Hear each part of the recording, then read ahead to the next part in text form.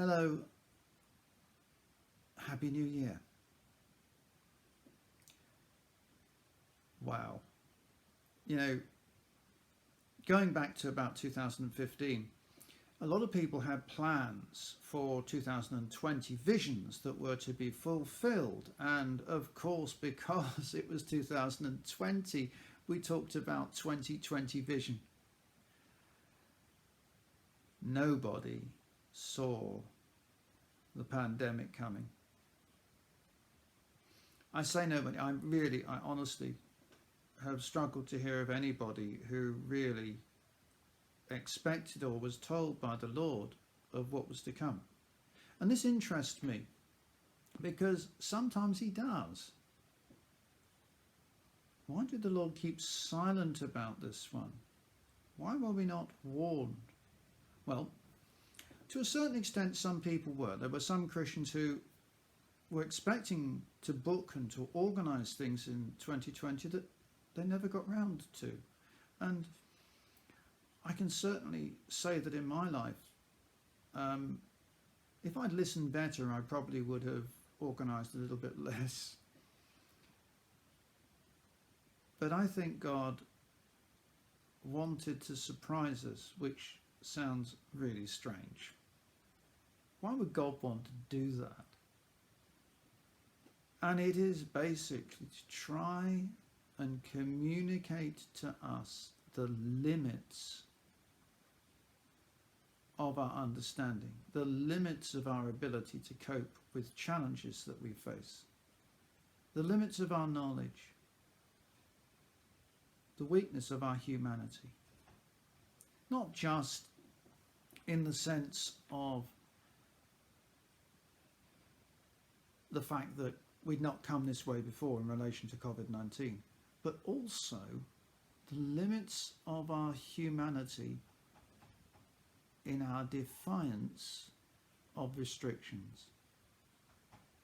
We don't like to keep good practices even when they're for our own benefit.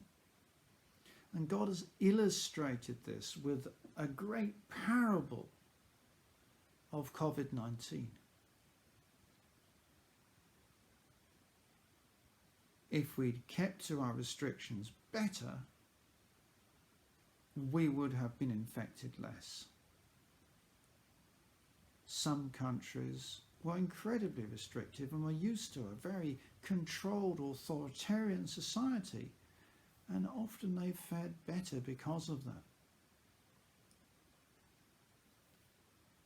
But God does want us to have the freedom to explore, because he wants us to have the freedom to explore Christ. And authoritarian regimes either have a very controlled form of the Christian faith or frown on the Christian faith completely.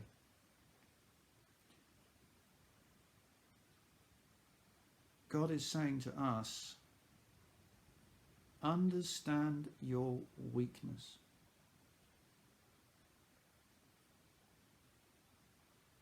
When I first became a Christian and I really converted to Christ properly at the age of 18,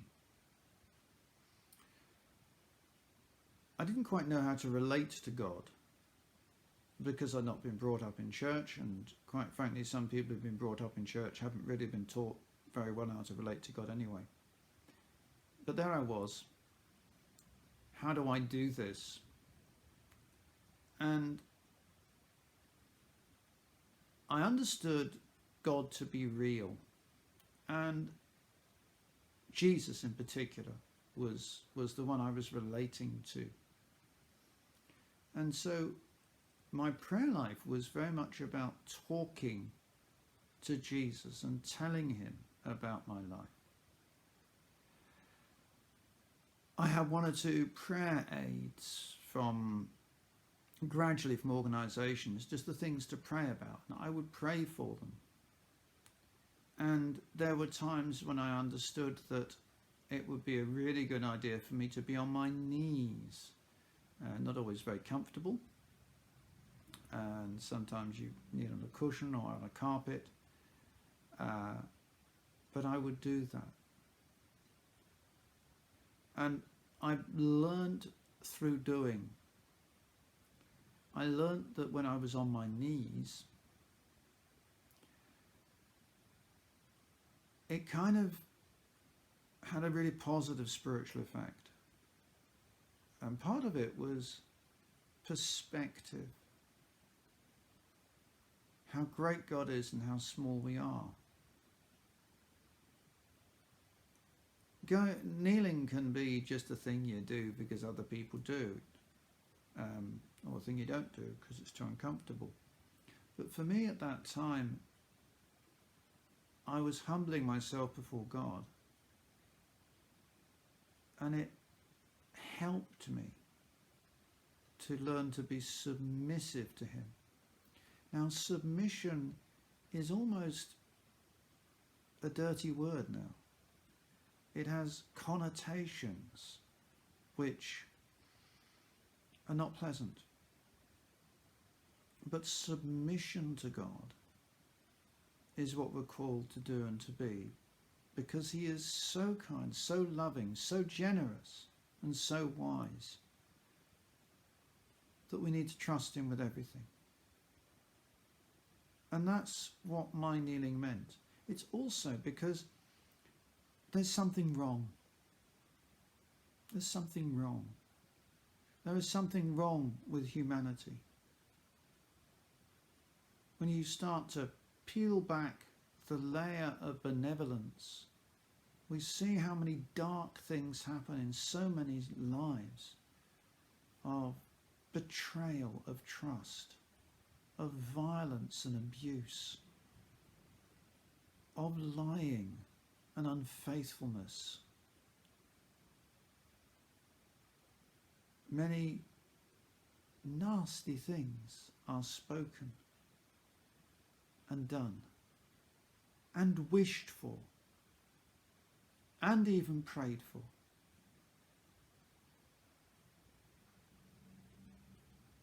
It saddens God. It hurts His feelings.